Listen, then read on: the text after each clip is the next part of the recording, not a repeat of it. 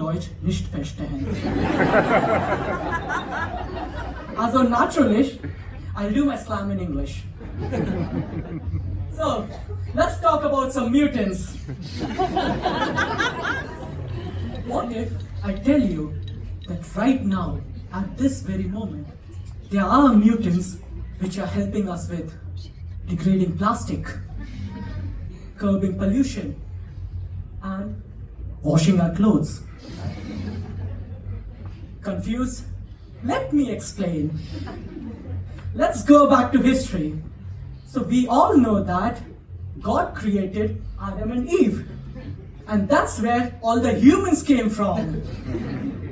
Just kidding. We all came from evolution. And there's a theory. It's the theory of natural selection. And I think you all should know about it. It states that there are variations of traits in a population. And these variations result in mutants. Now, these mutants, they fight for the same resources as the existing population. If they're good, they survive, otherwise they die out. So, if you agree with our friend Charles Darwin, the question is, where are these mutants? A lot of these mutants are in my lab. In fact, we are creating these mutants right now. We are trying to find the best mutant, and in the process, we are killing millions of them.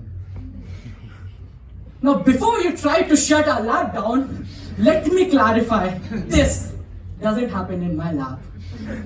What happens in my lab is this, all day long. And I don't work with humans. I work with something really small. I work with this, the soft toy. This is a bacteria. It's called E. coli. And we create mutants of these bacteria. Now the question arises, why bacteria? First, bacteria doesn't have rights.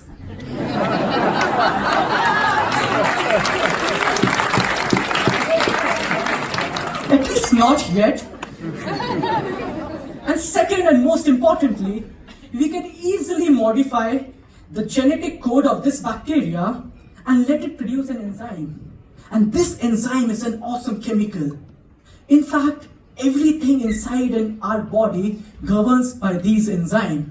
And they became so cool because of millions of years of evolution. And that's nature making something really cool. Now, the question arises, when we have enzyme in our body, why don't we use it outside of our body? So scientists, they thought, okay, let's use these enzymes in the chemical industry. Alas, they failed.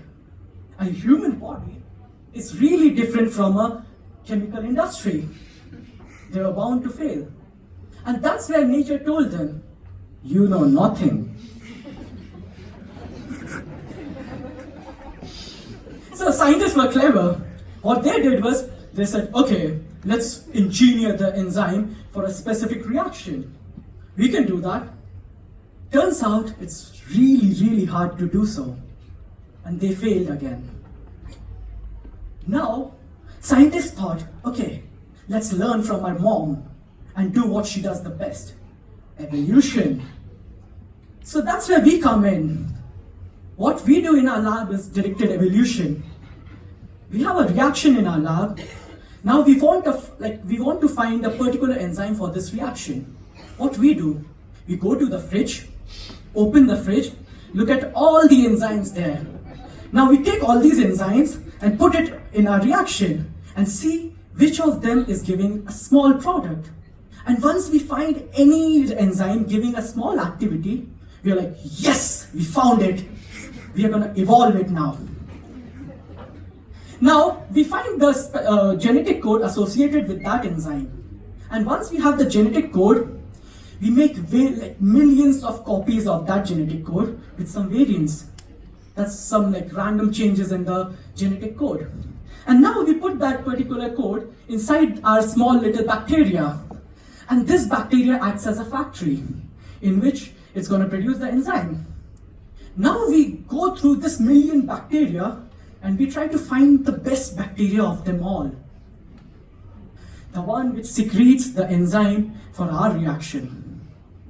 Once we find that, we take the genetic code for this bacteria, we again mutate it and then put it back into the system until we get the desired enzyme. Sounds so simple, actually not.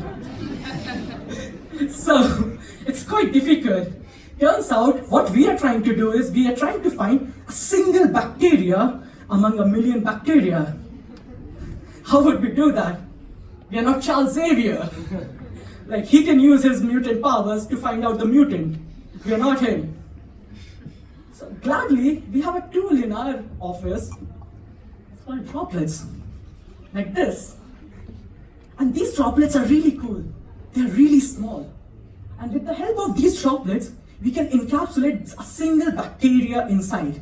And this droplet can act as a house in which the bacteria lives and secretes the enzyme. Now we are clever.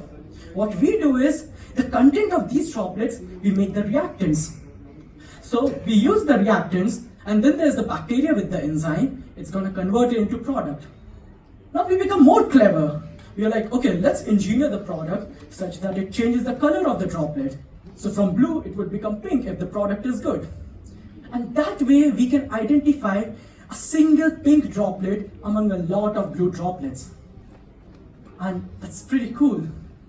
One of the coolest things about this system is, it's this small. This is the thing which I use to make my droplets.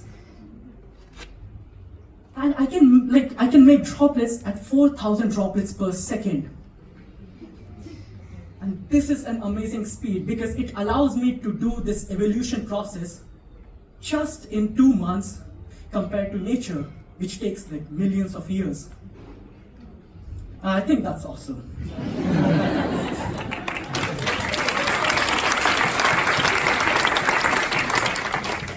Now, to sum it up, for the fans of Pokemon, this is my favorite Pokemon, Eevee.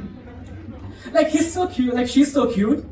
And now, but the good thing about this Pokemon is, you can evolve it into different kinds of Pokemon, depending on the stone you use. Similarly, we have our enzyme. We can evolve into different kinds of enzyme, depending on the reaction conditions we use. Now, if you still think mutants and mutations are bad, I urge you to come to our lab.